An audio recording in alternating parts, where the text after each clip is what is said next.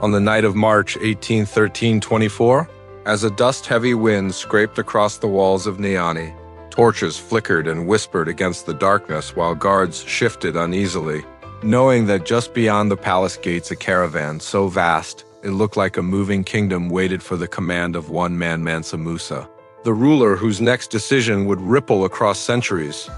The air smelled of sweat, fear, and gold. The kind of night where secrets travel faster than footsteps, where even the shadows seem to lean in to listen. A trembling messenger, his voice cracking, whispered that rival envoys had been spotted near the river, possibly plotting to sabotage the king's pilgrimage. And for a heartbeat, the world stilled, the kind of stillness where empires are reshaped. Musa's advisors exchanged quick, nervous glances, hands hovering over sword hilts.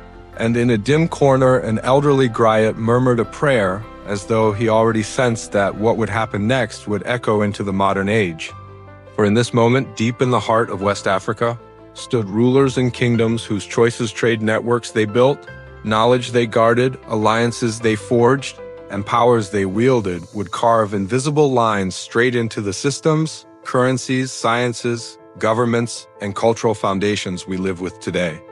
Beyond the palace, the world of Africa's great kings pulsed like a living map, the stiff drumbeat of Osei Tutu preparing to forge the Ashanti Empire, the sharp clang of metal from Sundiata's descendants, the gritty whispers of Queen Nzinga's spies slipping through Portuguese camps, and the quiet calculations of Shaka Zulu, who would one day rewrite warfare with ruthless precision. The continent was shifting under the weight of ambition and survival, and every dynasty felt the pressure tightening. European ships appearing on distant shores, desert traders carrying rumors, tribes debating alliances in firelit nights, leaders weighing decisions that could either protect their people or plunge them into chaos. In this swirling storm of power, betrayal, brilliance, and resistance, Africa's kings moved like giants, their footsteps shaking history, even if much of the world never learned their names. And as the final torch sputtered against the wind, Musa inhaled deeply, knowing he was not just guiding a caravan but altering the global story forever, while somewhere far in the future, the echoes of these rulers would sculpt economies, political borders, military strategies, cultural identities, and the very idea of modern leadership itself. The desert groaned under the weight of thousands as Mansa Musa's caravan pushed toward the horizon, each step thundering like a prophecy in motion.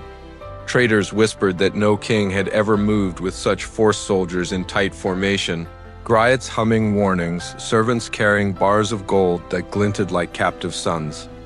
The wind carried rumors, Egyptian officials planning to extort him, jealous rivals spreading lies that Musa traveled with forbidden's magic, and desert raiders sharpening blades in the darkness.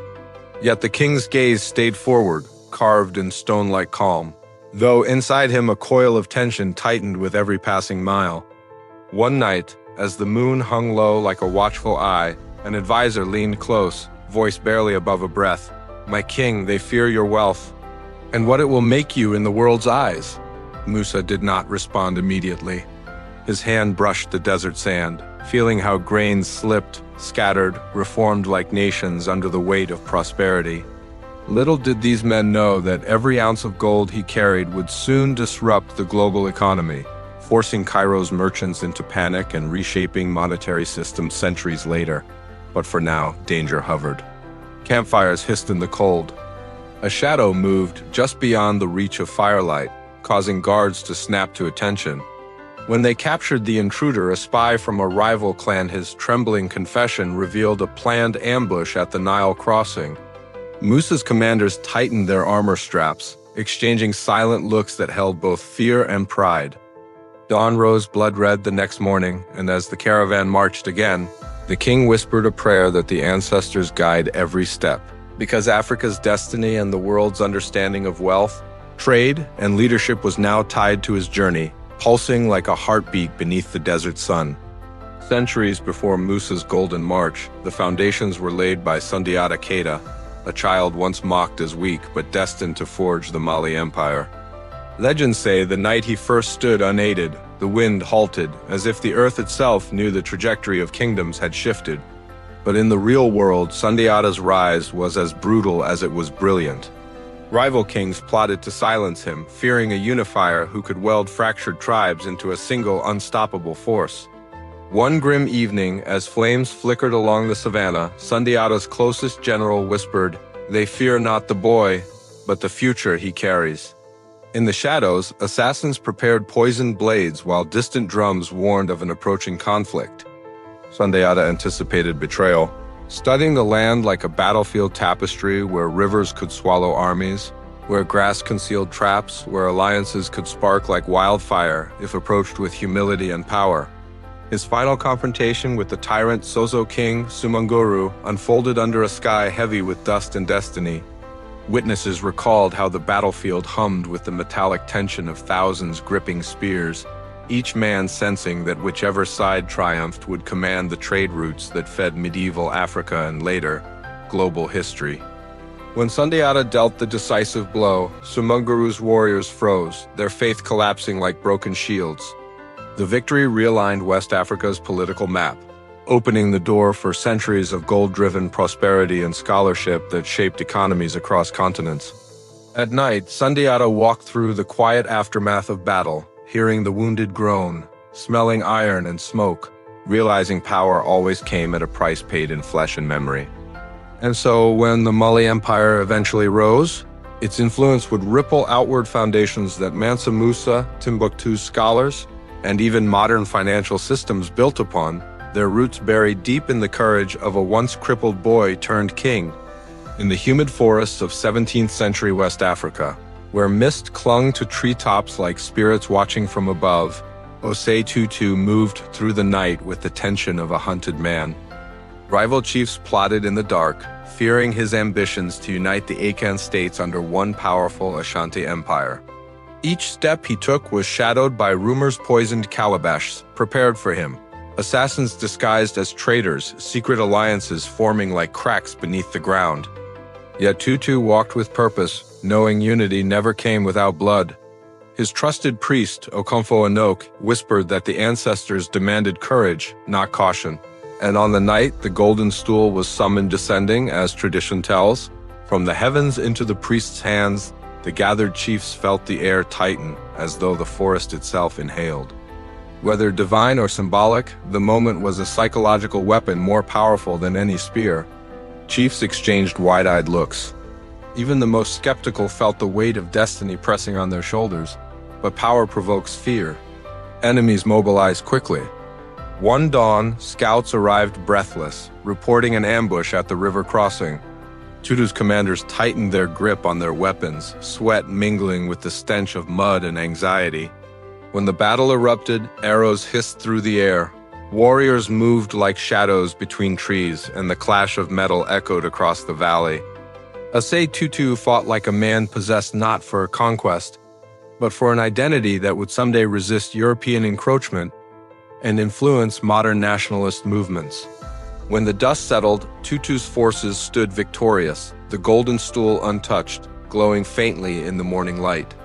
In the years to come, this stool symbol of unity would become so sacred that the Ashanti would rather die than let colonizers defile it. And their defiance, rooted in Tutu's vision, would shape future resistance movements echoing into the 20th century and beyond. In 1622, when Queen Nzinga of Ndongo and Matamba approached the Portuguese governor's hall in Luanda, the air trembled with hostility. Muskets lined the entrance, guards shifted their weight with arrogance, and colonial officers exchanged smug glances expecting a desperate African ruler begging for mercy.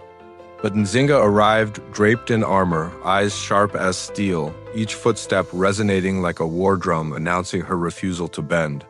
When the governor refused her a chair, she motioned to her attendant, who dropped to hands and knees, forming a living throne. Nzinga sat tall, unblinking, asserting power so effortlessly that the hall fell silent. Fictional or not, some say the governor swallowed hard, suddenly realizing this was no queen to underestimate. But diplomacy was only the surface. Beneath it roiled betrayal, siege, shifting alliances, and a continent trembling under the weight of colonial greed. Nzinga returned home to find Portuguese troops closing in, local nobles plotting to replace her, and villages burning under advancing gunfire. Under moonlight, she gathered her generals, voice low but fierce. If they want our land, they must choke on every inch of it. Her guerrilla tactics became legendary: swift raids, deceptive alliances, decoys moving through forests like ghosts. Portuguese commanders wrote letters in panic, admitting they could not break her. One night, as rain hammered the leaves, Nzinga's scouts returned with urgent news. A traitor had opened a path for invaders to reach the royal compound. She clenched her jaw, eyes burning with fury and resolve. "Then we fight in the shadows," she whispered. And they did, every tree, every hill, every night becoming her weapon. She fought until her last breath in her 80s, shaping centuries of resistance. Modern liberation fighters across Africa would later invoke her name, marching into battle with her spirit at their backs. Shaka Zulu entered history like a storm, reshaping southern Africa with a brutality and brilliance the world had rarely seen. Warriors whispered that when he walked through camp, the air thickened as if the ancestors themselves paused to watch. His reforms were not merely strategic, they were psychological weapons. He forged the ikla, a stabbing spear that demanded close combat, forcing warriors to feel the heat, breath, and fear of the enemy. At night, sparks snapped from campfires as commanders discussed rumors. Rival chiefs hiring assassins, spies slipping through tall grass, mothers hiding children as Shaka's growing power pushed tribes to take desperate measures. The world around him was a maze of alliances, betrayals, and shifting enemies. Once, during a night ambush, the sound of crackling twigs made Shaka halt mid-step. His lieutenants tensed, hands on spears. Emerging from the darkness came a wounded messenger. A rival king had mobilized thousands, planning to strike at dawn. Shaka's jaw tightened, his mind calculating terrain, morale, and fear like pieces on a deadly board. When the sun rose, his regiment moved silently across the plains, shields gleaming. The battle erupted with terrifying speed, dust swirling, spears thrusting, war cries ripping through the air. Shaka's horns of the bull formation encircled the enemy with surgical precision, breaking their spirit before their bodies fell. After victory, he stood on a hill, watching the smoke curl into the sky, knowing he had transformed warfare forever. His military innovations would echo into colonial battles, resistance movements, and even modern strategic doctrines. But power bred paranoia, and soon even those closest to him felt the tension tightening. Whispers of assassination grew louder. In his final days, shadows seemed to follow him everywhere, proof that even the greatest kings cannot outrun destiny. In the fortified city of Benin, where walls stretched longer than the Great Wall of China's shorter sections, the Igbo ruled with a mixture of divine authority and razor-sharp political instinct. The palace buzzed with bronzesmiths who hammered stories into metal faces of kings, scenes of war, victories immortalized in shimmering plaques. At night, torches flickered across carved ivory tusks, casting long shadows that seemed alive. But beneath the beauty simmered tension. British merchants, frustrated that Benin restricted trade, plotted to force open the kingdom's wealth. Their letters spoke in cold, calculated tones: civilize, punish, open markets, thin veils over greed. In 1897, when a British delegation marched toward Benin despite clear warnings, Oba Ovenramwen sensed the trap, but his chiefs disagreed, their voices rising in a heated council room thick with sweat, incense, and fear. "If we let them pass," one elder murmured, "we lose our future." Another hissed, "If we attack, we awaken the empire's wrath." In the suspense-filled silence, the only sound was the distant beating of drums. The ambush that followed ignited fury in London, and soon an entire punitive expedition was on its way, armed, ruthless, and determined. The night before the attack, Benin's priests performed rituals, their chants echoing through courtyards like warnings carried by wind. When British forces breached the city, flames swallowed wood and thatch, screams pierced the smoke, and bronzes, the pride of Benin, were ripped from walls as trophies. The kingdom fell, but its impact traveled far. The stolen bronzes would later fuel global debates on art, identity, and repatriation, forcing museums and nations to confront the brutal truths of empire. Even today, the world still feels the echo of Benin's fall, its loss reshaping conversations about cultural ownership and historical justice. In the highlands of Ethiopia, where mountains rise like stone guardians above the clouds, kings carved legacies unlike any other in Africa. Long before Europe industrialized, Ethiopia maintained written records, stone churches, and military structures that baffled outsiders. Emperors such as Menelik II moved with a quiet confidence, aware that foreign powers circled like vultures.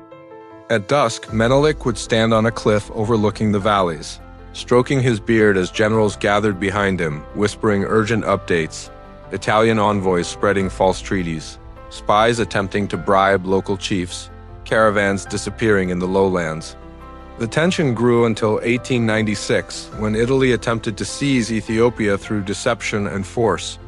As the Battle of Adwa approached, soldiers spoke in hushed tones around campfires of omens, of betrayal, of the fear that if they failed, Africa's last great independent kingdom would fall. Menelik and Empress Tutu walked through the ranks, their presence steadying trembling hands. Tutu's voice cut through the cold air. Those who wish to live free must fight like lions. Dawn broke violently. Gunfire cracked across the valley.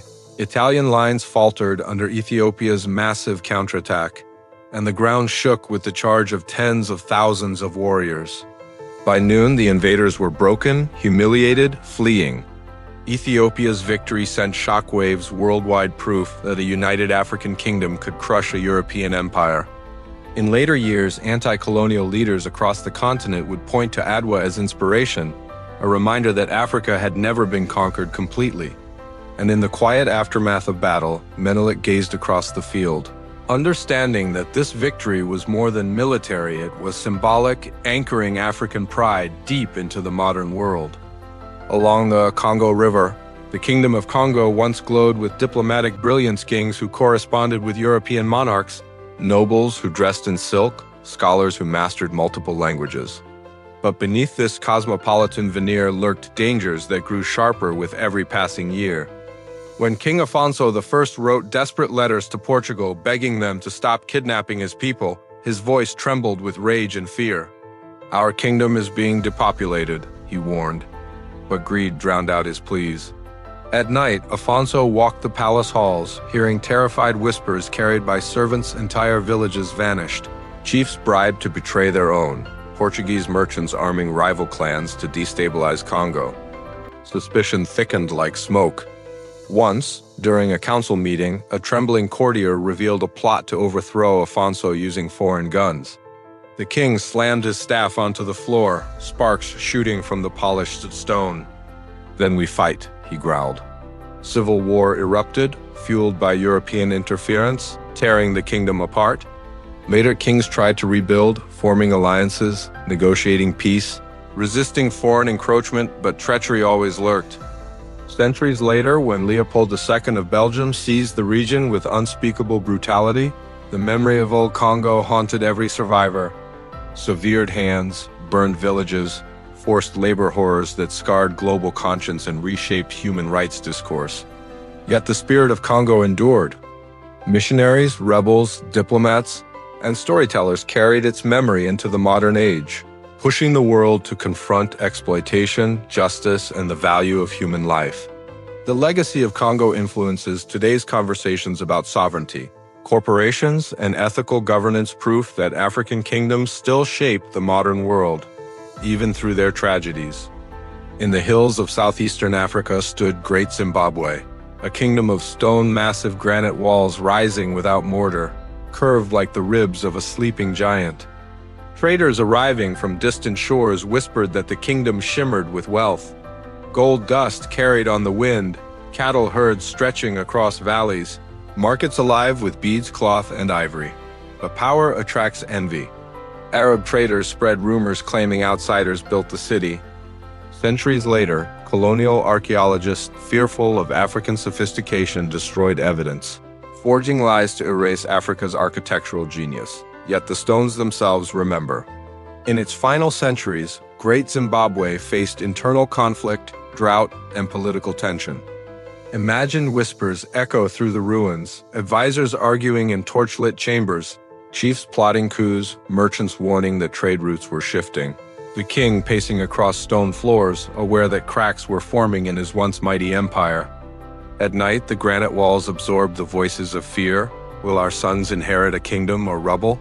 Rival settlements rose, drought-choked farmlands, and the kingdom slowly dispersed, its population migrating outward like ripples on water.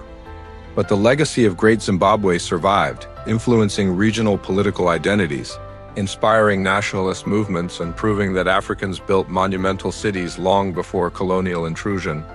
In modern debates about African heritage, archaeology, and historical truth, Great Zimbabwe stands at the center, silent, towering, unbroken. In the final sweep of centuries, Africa's kings left echoes that still shape the present economies structured around gold and trade, diplomatic systems modeled on ancient courts, military strategies drawn from innovators like Shaka, liberation movements fueled by spirits like Nzinga, cultural identity anchored in symbols like the Golden Stool, and global art history forever changed by kingdoms like Benin. But their impact is not just political or economic, it is psychological. They shattered the myth that Africa had no history, no empires, no brilliance before colonialism. In the 20th century, when anti-colonial leaders gathered in dim rooms planning revolutions, many invoked the names of these ancient rulers as anchors of pride. Even today, African Americans reconnecting with heritage feel the pull of these kingdoms, discovering that their ancestors lived not as victims, but as builders of civilizations that influenced the world. In schools, debates, museums, parliaments, and movements for justice, the ghosts of Africa's kings walk quietly, reminding humanity that history did not begin with Europe, nor was Africa ever silent. Their legacy moves through modern finance, identity, architecture, diplomacy, resistance, and art. And as the world slowly corrects centuries of distortion, one truth grows clearer. These kings were not footnotes, they were architects of the world we live in. Night settles over the continent like a slow-moving shadow, and the echoes of Africa's kings drift through the darkness, whispers carried by the wind across deserts, through forests, over mountains, into cities built on foundations they once carved with bare hands and unbreakable will. In the dim light, you can almost see them. Mansa Musa's caravan flickering like a golden mirage on the Sahara. Osei Tutu gripping the golden stool as if holding the soul of a nation. Queen Nzinga riding through the forest with rain dripping off her armor. Shaka's warriors tightening their shields before dawn. Menelik's army standing atop the ridges of Adwa with smoke still rising from the valley below. Their footsteps may be buried beneath centuries of dust, but the ground still remembers the scars of battles fought. The shrines built to honor victory, the stories sung in trembling voices long after the fires went cold. And yet their greatest impact lives not in ruins or relics, but in the world we walk through today. Every currency shaped by gold markets, every act of resistance against tyranny, every battle for sovereignty, every debate about cultural identity, those are the aftershocks of rulers who refused to kneel. They shaped nations before the world knew their names. They built systems before Europe learned to navigate oceans. They forged diplomacy, warfare, economics, religion, and culture long before colonial flags scarred the map. Even the modern struggle for justice carries their fingerprints. Every uprising, every vote, every demand for dignity stands on their shoulders. But history is a strange, dangerous thing. It forgets easily and it forgets unfairly.